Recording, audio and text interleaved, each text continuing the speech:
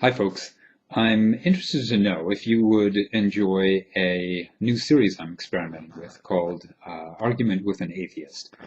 It's basically what it sounds like, an opportunity for theists to informally debate me over Skype on topics related to atheism, theodicy, and creationism. Ideally, I'd like to argue just with biblical literalists or young earth creationists, mainly to keep things interesting. My first attempt at this was an earlier video titled Atheism versus Theism, a Casual Conversation. And following this introduction, I will attach my second attempt. It was supposed to include video, but that ended up not recording properly. And so, unfortunately, it's only audio, and not very good audio at that. So I'll need to work through the technical difficulties and figure out how to record better quality video in the future. In the meantime, the following argument is between me and a young earth creationist named Tony. There's also an ex-Muslim Kuwaiti named Jason who participated part of the time, but unfortunately he kept losing connection and it was very difficult to hear him. Tony claims to have been an evangelical street preacher who can convert atheists to belief in God in a relatively short time just by conversing. So let's see how that went. Enjoy. I first want to know what it is you would like to argue, and let's keep it fairly simple because of the limited time frame. Okay. So I just am curious, what is the topic that you would like to make? I'm not religious. Actually, I'm theistic. I have a background that comes from Christianity. I used to be an evangelist. So my job was to study pretty much every other religion, even the quote unquote Christian cults, to understand what they believe and basically to disprove them. And also atheists were the type of people that I refuted on the streets when I preached Jesus back in 2007 when I used to do that. So anyway, I appreciate you guys and thank you for spending time. I do enjoy intelligent intellectual debates. It's stimulating. It's fun. There's something that you can learn from it. And if we go over the time a little bit, I think I'll allow that with my time restraints, if that's okay with you guys. Yeah. Derek, you're a respectable dude, and look, I respect what your point of view. I understand that not everybody knows both sides of the coin. Not everybody knows, what science teaches and what religion teaches. I mean, to a deeper extent. And I have, on a daily basis, even when I'm not trying to even talk about this stuff, there's always somebody that comes into Periscope in my room and brings up, what do you think about this? What about God? What about this? So it's always this topic. It always comes back to, is there a God? Why are we here? The age-old questions, right? Who created God if there is a God? Mm-hmm. If I were to answer that one, simply the Bible says, according to what I believe, which the Bible gives us the answer on that, it says that God is an uncreated being. He doesn't dwell in a realm of time. He is in a separate realm where there is no time. He lives in eternity. I can get that. But my question here is, what's the evidence that such a God even exists? That's where the have you heard of you can hold on, Jason. Have you heard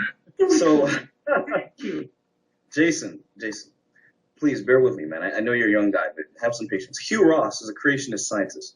I know that most people who are into traditional science kind of like to laugh at them and don't take them very serious, but they went to the same schools that every other scientist went to. They have the same teachings. They have So he believes in a 13.7 billion year old universe, same thing that you guys believe in, but he just simply believes that we have a creator. That's really the only difference. He believes in science. Yeah, I have no truck against people who have a belief that there is a God just because that's what they believe. When they deny the science, that's when I have a problem. And when they make claims that God definitely exists and believe they have proof that he exists or evidence he exists, and they don't, that's a different matter.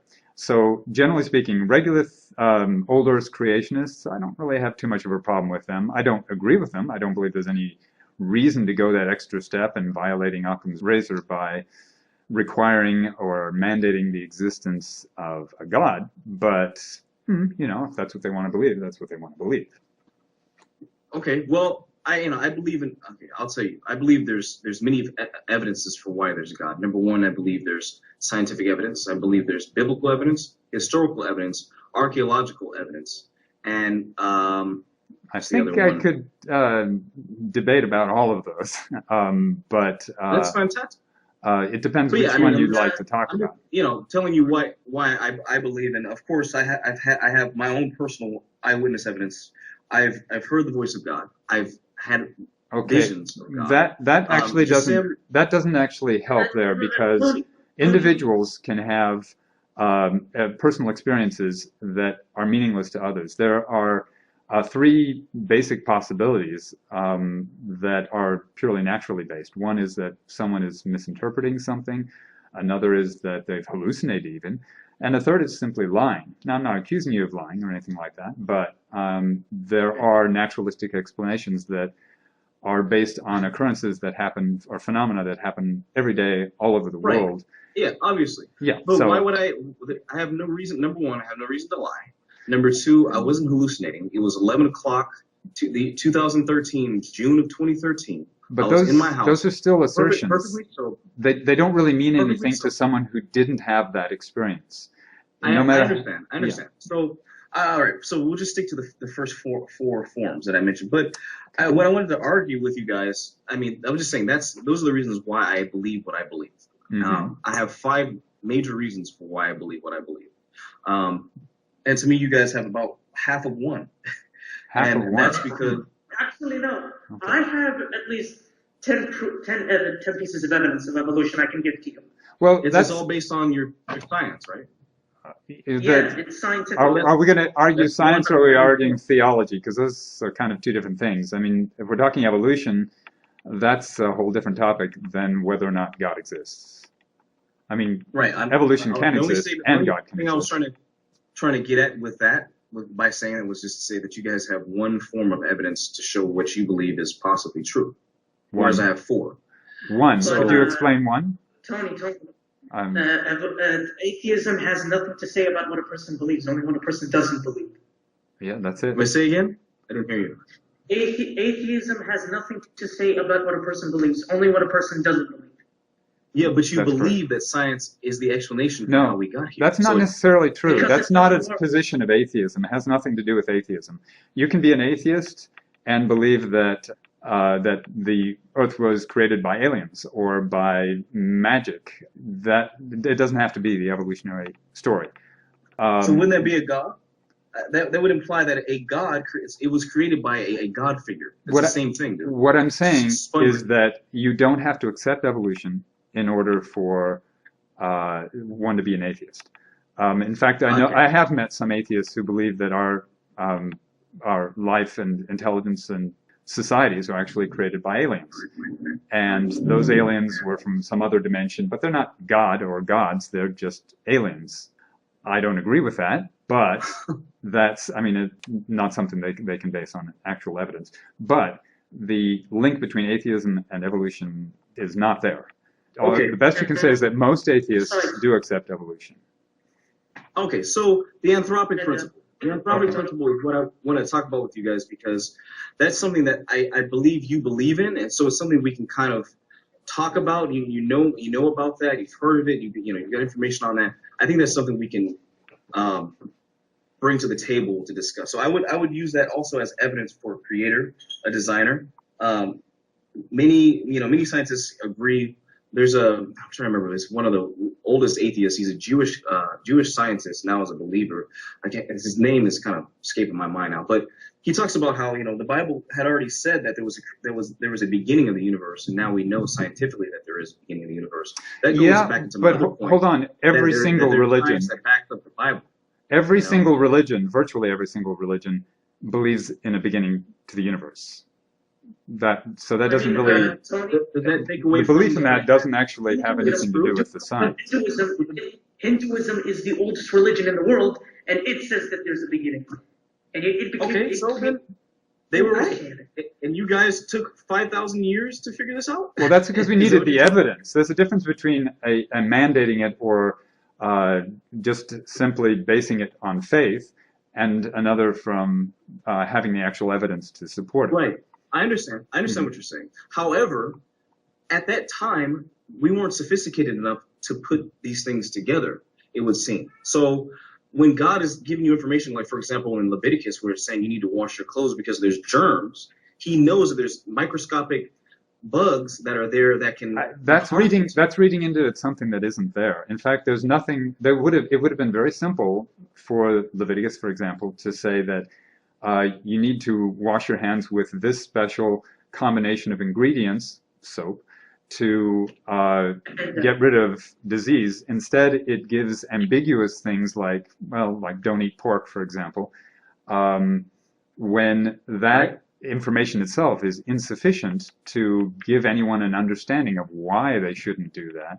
And the whole bit about washing hands, there is nothing that says wash your hands before you touch your food or you'll pass on disease. And you'd think that if this were divinely inspired rather than something that primitive tribesmen, was information that primitive tribesmen knew, that it would be a little more sophisticated than simply wash your clothes or whatever it is you mentioned there. Well, I mean, I think that being ceremonially clean was the main purpose of that. However, you could go deeper and you could read between the lines and come to the same conclusion that when he told them they had to take a shovel with them and go, take a dump outside the camp, which is to kind of keep it clean there. You don't want to have a bunch of refuse everywhere. That's kind of an obvious one. Okay, somebody. But don't you think that the primitive humans, going back tens of thousands of years, hundreds of thousands of years, would have discovered that? I mean, almost all predators do some actions to hide their scent or do something to prevent themselves from being detected. Cats, for example, go ahead and bury their own scat. That's something that anyone can learn, and in fact, any small societies that didn't do that probably became sick, and as a result, had a reduced chance of survival. So how do you explain the Europeans that didn't do the same, who had black plagues and things like that? Exactly, because they weren't very careful. That's why they ran into that problem. What was that, Jason? Tony, you have to keep in mind Leviticus also says that bats are the same thing as birds, even though Leviticus also says that bats are the same thing as birds, even though modern taxonomy has proven for a fact that bats are not birds, they're mammals. Okay, well, you know what? What version of the Bible did you read that, Jason? The King James Version. King James. That's in the King James I doubt Version. Yeah, it's in there. Even in the King James Version. Highly doubt it. Where is it? I have one in front of me right now. Okay, hold on, I can find it. It's Leviticus 11, verse 13 through 19. Okay. Last time you had me look something up, it was way off, so that's why I'm skeptical. Leviticus 11, let's see. 13 through 19. 13 through 9. I'll read it out loud. Let's see. Okay, and these are they which ye shall have in abomination among the fowls. They shall not be eaten. They are an abomination. The eagle, the ossifrage, and the osprey, the vulture and the kite after his kind. Through what verse now? 18? Through 19. Through 19. Every raven after his kind, and the owl, and the night hawk, and the cacao, and the hawk after his kind, and the little owl, and the cormorant, and the great owl, and the swan, and the pelican, and the gier eagle, and the stork, the heron after her kind, and the lapping wing, and the bat. Yep, it does say bat. Okay. Well, that's so. To me, that's something that primitive tribesmen would not necessarily know. They would lump all flying creatures together, or flying creatures that aren't insects, perhaps, as the same type of species, such as birds. So it depends on what the point's trying to be made here. If you're looking for absolute accuracy, they're not accurate. If you're looking for something that primitive ancestors would have done, then that makes sense. Okay, no, I hear what you're saying. I would say that's pretty minuscule, but I would also like to see what it says in the literal translation. Sometimes you have stuff that's like, for example, you've got... You have to look it up in Strong's or in the Yeah, well, Hebrew actually, interlinear Bible, that sort of stuff. What happened? Anyway, but yeah, let's focus on the anthropic principle, guys. Basically, my understanding of it is something to do with numbers and the fact that through these numbers we see basically design. We see something that lets us know that the universe could not come together unless we had these certain numbers together. It wouldn't be habitable. There wouldn't be what we need. It's almost like coding. What you're trying to say is that the Earth is, or our universe is designed for human life, in other words. Right. Yes, exactly. Well, there's a number of problems with that, and I'd like to point out the first one is that 99.99999% and more of the universe is almost instantly lethal to all life, certainly instantly lethal to human beings. There's only a very small portion of it that we know that actually supports life. Second, right. Apparently there is one of the 4 basic forces that can be modified and perhaps even eliminated, and you'd still end up with the same universe that we have today. And finally, if you alter several of the universal constants, you could end up with a universe that would be supportive of life. We happen to live in a universe that has the potential for at least some life. And if you look at string theory and quantum theory, there's the possibility of multiple universes, perhaps even an infinite number of universes. And while that seems like that might be adding on a lot of complexity, which would be a violation of Occam's razor, that's not necessarily the case. Just like for a tree, producing one leaf and producing multiple leaves is not much of an extra step that's involved. And universes may be a similar process. There may be some field, a quantum void of some sort perhaps, that's eternal and fluctuating, that simply spits out an infinite number of universes. We happen to be in one of those universes that actually can support human life. Perhaps there's an infinite number of universes that also cannot support human life or any other form of life.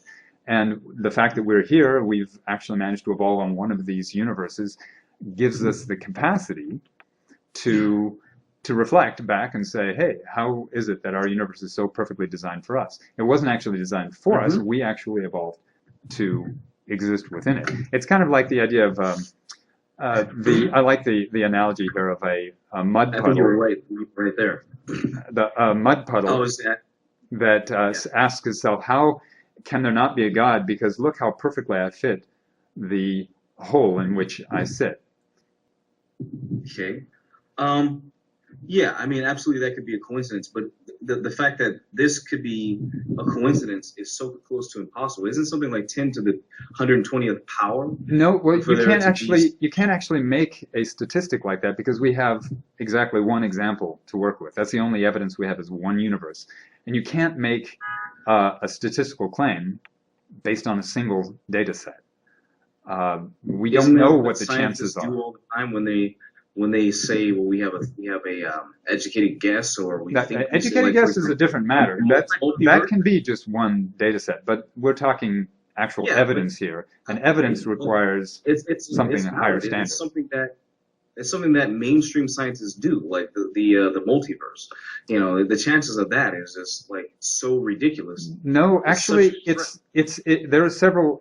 If you actually study string theory and quantum mechanics, there are predictions that are made that actually result in multiverses or multiple universes, metaverses, or parallel universes.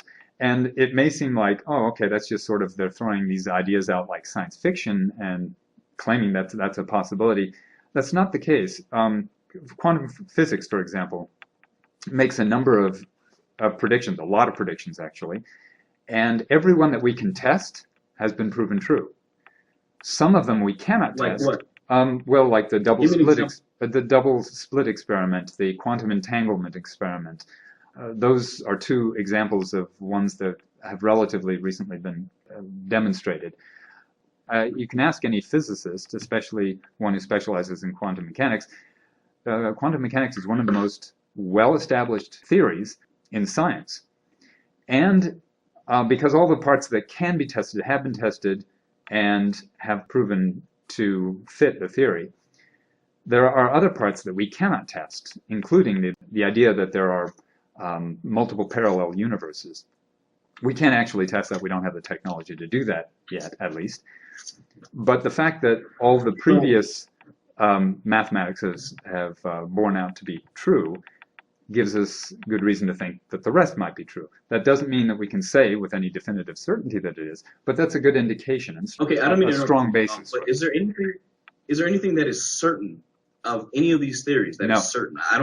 I would want to know. The Well, short answer is no. it depends. The short answer is no, and partly it depends on what you mean by that, because in science there's no theory that is ever proven true. Theories can only ever be proven false. And so even theories that work really well, like Newton's theory of gravity, that was it did an excellent job of descriptions of gravitational phenomena. But there were a few little weird quirks that were going on, and it took Einstein coming along to come up with a better mechanism, curved spacetime, which essentially Newton's theory, he completely replaced it with a different model. But any new theory that comes along that replaces an existing model has to account for everything in the previous models. So that's what Einstein was able to do. Newton's theories were so good for the small scale, you could say, that we still use it today. Physicists still use it today, but it's wrong. And there are some certain things that we can say are very certain in layman's terms. Today, quantum mechanics works really well, and also general relativity work really well. But those two don't play nice together. You can't actually have quantum mechanics and general relativity work perfectly, even though the one describes the large scale, one describes the small scale seemingly perfectly. They don't blend. So there's something missing. We know there's something missing. So you can't say with any certainty that we know exactly how something's going to work in science. Okay, that's okay. That's, you know what, I have to say, you know, I respect the fact that scientists, physicists, you know, these brilliant minds are trying to understand. I think we should do that. I think we should continue to do that. I have no problem with it.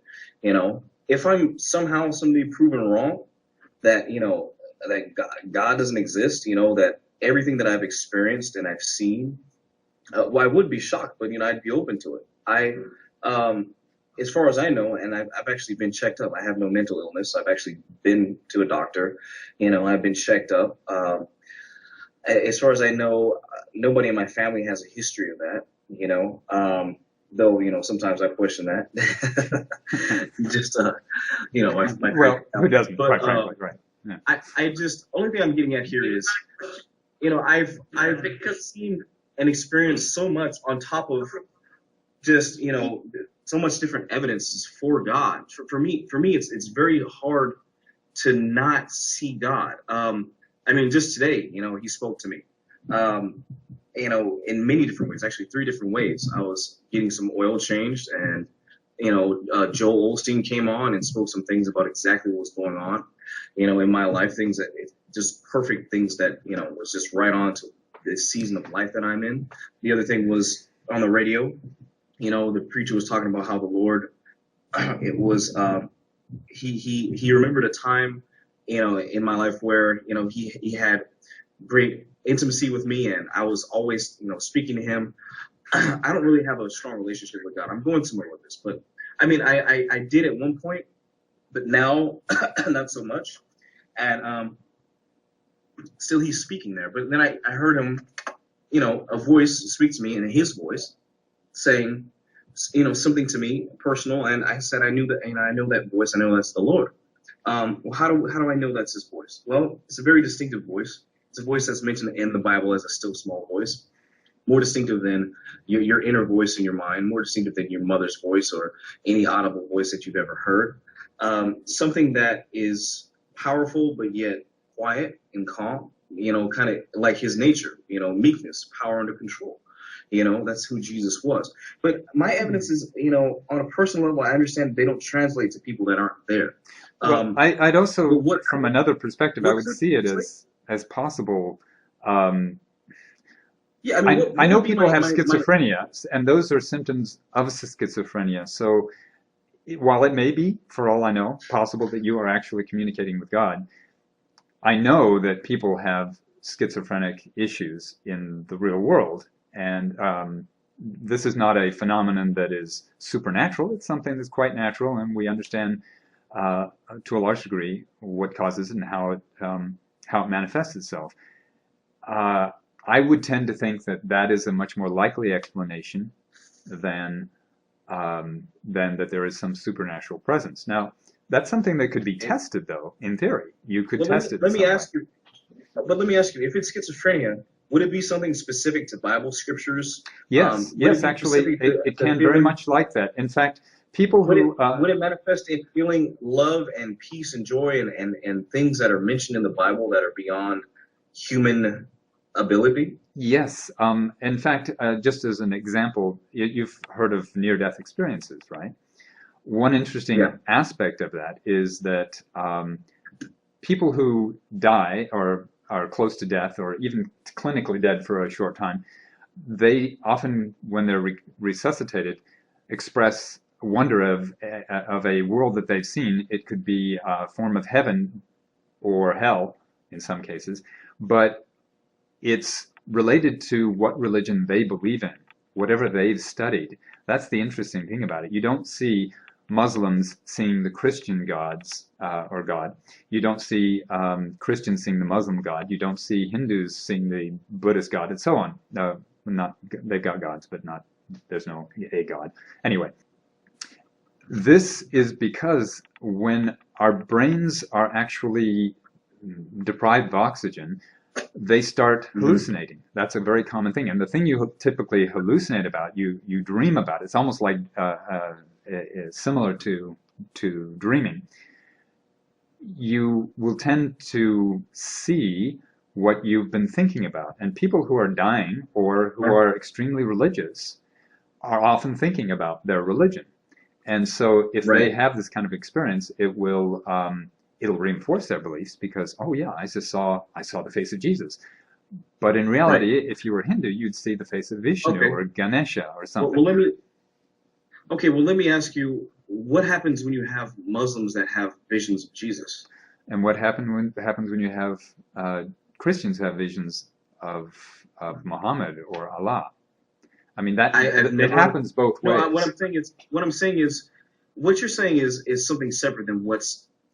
Okay, what you're saying is you're talking about that chemical they call the God drug. I forget what it's called, but it's released in your brain when you die. Okay, that's fine. I'm talking about people that are living that have visions of a different God, Well, and I'm specifically talking right. about Muslims having a vision of Jesus or Yahweh, which is the same God. It's just a different part of the same God. Mhm. Okay, that has nothing to do with. No, that has nothing to do with their beliefs. No, I see what you're saying. That what the reason I brought up the near-death experience one is not that it's exactly related to what you're doing, but what you're saying, but that it's a similar example of something that seems supernatural and seems like a religious experience, when in reality it's simply the brain talking to itself, essentially. And people who are schizophrenic have that kind of experience very frequently. Parts of their brains are talking to themselves. And if one is a religious person and one devotes a lot of one's thoughts to religion, that is something that is likely to manifest itself in schizophrenia. Again, I'm not saying you're schizophrenic, but that's just an example of a naturalistic explanation that doesn't require evoking the supernatural in order to explain. Right. But I wouldn't. I understand what you're saying, and that's a different example of something. Really, I wasn't. I was talking about live visions. I'm talking about visions in the flesh, totally sober. You know what I'm saying? No mental illness. Again, those schizophrenia can do that. And so I would say I understand what you're getting at, but what I'm saying is that would make sense, and that sounds like something that's coming from their brain. But for someone who's alive and has, for example, the God Muhammad or the God Allah, okay, and as a Muslim and is seeing Isa or Jesus, that would be something that's different than according to your definition, because it wouldn't be the God that they're familiar with, the God that they're thinking about all the time and praying to.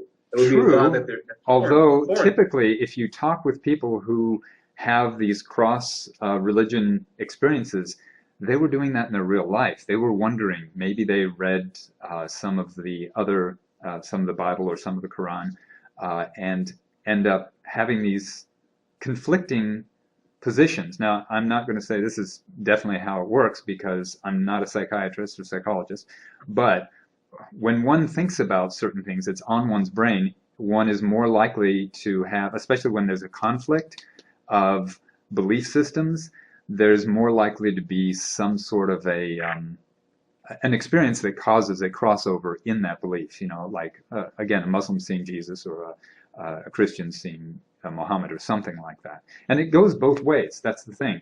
And that's the first thing to always look at whenever anybody makes a claim. Well, I saw this. Then you say, well, is there any cases where some saw the opposite? And if that's the case, then you can see that there's probably something natural going on, weird but natural, and that it's not necessarily evidence for the supernatural itself. As the saying goes, extraordinary claims require extraordinary evidence. And so whenever there's an in doubt, I tend to go with the naturalistic explanation. Tony, I have a question. Have you ever had near-death experiences yourself? Have you ever had what now? A near-death experience yourself. Near-death experience yourself, like when your heart stopped beating and you... Yeah, I have had that, and as a matter of fact, yeah, I would say that I did die, because my heart did stop beating and I felt myself going upward. I didn't see a vision, but I heard a voice. And it said, "It's not your time, son." That separation from the body is a rather interesting phenomenon that occurs. We have numerous senses. We have a lot more than just the 5 that people are familiar with. And in fact, I believe there's over 20 that have been identified now, or close to it. And one of those is your sense of being in yourself. And if you stimulate the right part of the brain, you will feel like you're outside of yourself, that you're actually next to yourself, looking at yourself. It's a weird phenomenon, but it can be induced just through an appropriate contact in the brain. And if a person is dying, and it sounds like you had a nasty situation there, if you were in the process of dying, parts of your brain are going to shut down, and that can include certain senses. And if that sense shuts down, you're going to feel a sense of drifting away. So that's a kind of interesting parallel that you might find useful. Well, I don't know about that. It sounds like a bit of a stretch, because number one, I wouldn't know how to shut down a part of my brain if, especially if I've never done it before. You wouldn't.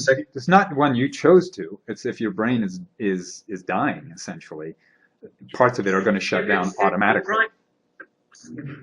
And that seems to be a frequent one that people experience. That part of the brain does shut down quite a bit when their brain's deprived of oxygen. And what accounts for the voice?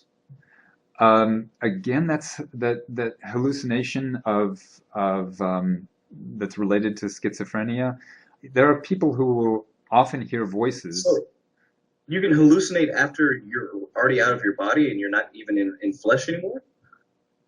Well, you're not really out of your body. It's a perception that you're out of your body. That's it was me out of my body because my heart had stopped. I was dead. Yes. That's the feeling that one has when those parts of the brain start dying. There's that sensation. No, what I'm saying it's not a feeling. Death is separation from spirit from body. So I had left. It wasn't like I tapped into part of my brain because of what I was experiencing. I was out of my body. And I was up out of it as God spoke to me and said, "It's not your time yet, son." I went back into myself. That's what I'm saying, is you're actually, when your brain, first what happens is as you're dying, your brain starts losing oxygen. It starts hallucinating in numerous ways. Certain senses start disappearing.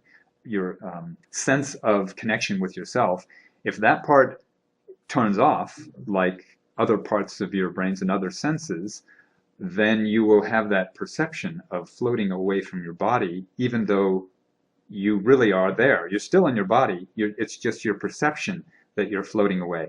And that can be induced in numerous ways while you're waking and while your brain's dying. So that alone is not reason to have evidence for an actual supernatural experience. Okay, so again, we've got nowhere for either one of us, which is what I thought was going to happen. Well, that's how they often do. But there's there's a difference, though, that there were some of these things that I pointed out here that were evidently new to you, and that's fine. It's always good to learn new things there. But I'm not saying that I'm going to convince you by any means, but perhaps these are things that are worth looking up just to see. Yeah, I mean, everything is worth looking up to me. Like I said, I'm open to it. I think that I don't know. There's a lot of things I could say, but just watching Dawkins, yesterday, and they were talking about the anthropic principle. He was talking with another gentleman who's a scientist. He was talking about how damn near impossible it would be for that theory of the multiverse to be real. Kind of made me wonder, why would they? I don't know why anyone would say that if they didn't. I mean, first off, Dawkins is an evolutionary biologist. He's not a physicist, and I'm presuming that the person he was arguing with was not a physicist as well, because those who actually in the field, Lawrence Krauss is a good example. He would be a person to argue with on that. I think that was the one he was talking to. He's an Lawrence Krauss? older gentleman. Really craggy, bad acne scarring from youth. I'm gonna look him up right now as I'm talking to you. Fair enough. But the Lawrence Krauss was. How do you spell? I'm sorry. How do you spell his last name? Krauss. Okay, yeah, Lawrence Krauss. He has a book that is definitely worth reading. It's called A Universe from Nothing, and it explains the physics in easy to understand terms for how basically a quantum fluctuation could result in the creation of a universe that actually has zero energy.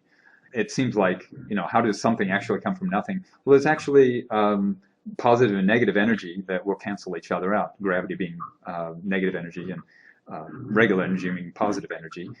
Okay, so actually, no, it wasn't him. It was another scientist. But okay. So my question naturally, and everybody else, I'm sure you've had the same question after saying that is, well, what created those things that create, or, you said it, negative energy, where did you get those original energies from, or the original particle, or where, the original whatever? The answer to that is we don't know. And, but that's sort of like asking someone, where did God come from? He was always there. Yeah. You could simply say, okay, there's a fluctuating eternal quantum void, something like that is constantly fluctuating and creating universes. That would be a naturalistic explanation. That's not one that can be borne out by the evidence because we don't have evidence for it, but it is an explanation that would explain what we've experienced without resorting to anything supernatural. You don't have to have any intelligence involved. It's simply in other words, fluctuating it's a field. cop-out instead of having to believe in a God. Well, it's not a cop-out, because if you make a claim that you cannot verify, that's a mistake. One should simply know where the limits of one's knowledge is and leave it at that. Because I mean, I could say, well, I believe that in the flying spaghetti monster that created Yahweh without him knowing that he created Yahweh, without Yahweh being aware of that, and then Yahweh created our universe. I mean, I could say something like that, and if I believed it, I'd be the same kind of stupid. What was that? Well, I'm just saying that's basically the same thing. If we're saying, well, it's a possibility, but we have no evidence for it, it's the same as. It's the lack of evidence that makes it dangerous to go ahead and say that, yeah, this is a possibility, therefore I'm going to believe in that. It's it's a mistake to go beyond what we can actually know and anything that the evidence actually suggests. So it seems to me that no matter what I bring up, you have an answer for, which is great. I mean, for a debate. But let's say, for example, let me just give you a theoretical here. Okay. Okay, and this will be my last one here. Let's just say you walked in the church and you felt an extreme amount of joy. Let's say you started speaking in tongues. What would be your explanation for that? My explanation would be, I don't know. And in fact, I kind of have to go there because I don't know if Jason explained my background, but I grew up with parents who traveled from country to country for geological reasons. That my father was a geologist, and I grew up in a lot of different countries with a lot of different cultures and a lot of different religions. And my parents would encourage me to go to churches with my friends, or synagogues, or temples or whatnot with my friends, and I got to experience a lot of different religions. And the one thing I found that was kind of consistent between all of them was the absolute certainty all of them had in their beliefs and their experiences involving those beliefs. Mm-hmm. So a Hindu was just as absolutely convinced about his religion as a Catholic or a Buddhist or Protestant or whatever. And they would point to their own miracles, their own, like I saw Ganesha, he appeared before me and when I was in my worst situation and helped me through the situation.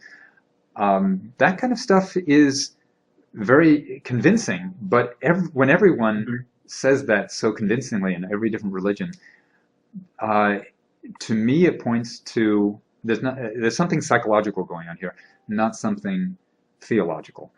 And so if I were to experience something, and I've experienced some crowd effects that in different crowds, religious and secular, and they've turned out to be, I guess the best way I could explain it is that they're unexplainable. I don't have an answer for why certain things happen, but to me that's not an excuse to believe in something. I would need evidence. It always boils down to the evidence. And I guess the saying that I would follow, that I follow, is that which is asserted without evidence may be dismissed without evidence.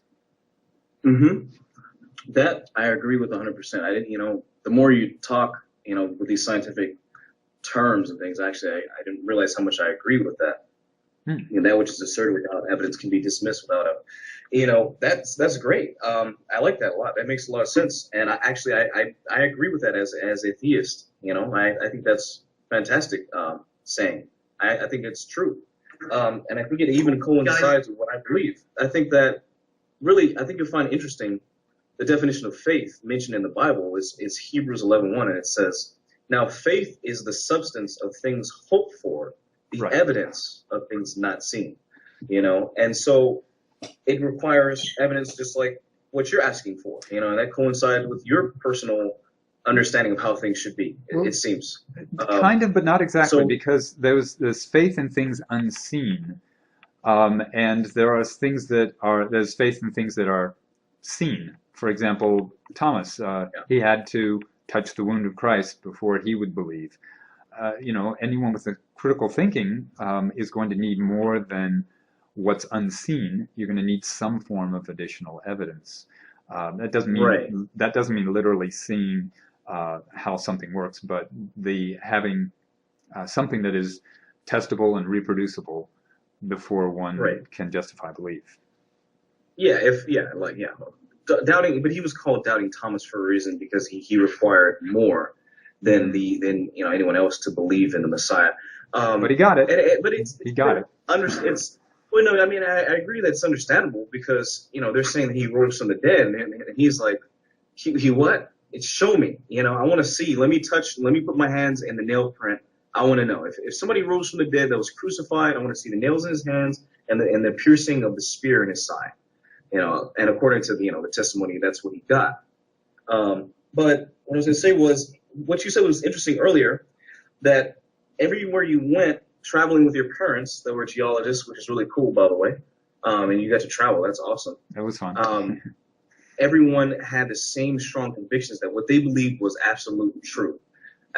And my explanation for that possibly could be is for this for somebody who's experienced a ton of supernatural things, a ton of spirits, angels, demons, whatever you want to call them, is that there's one thing that's consistent, is that the claim of the Bible says that there's one God, but there's one true God, but there's many other gods, and so the possibility of them having the experience with their gods is 100% validified even by the Bible, and it even backs that up, which is interesting.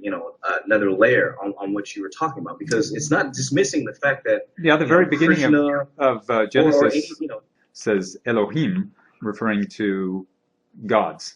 I'm first among gods type thing. So right, yeah, that's actually referring to the Trinity.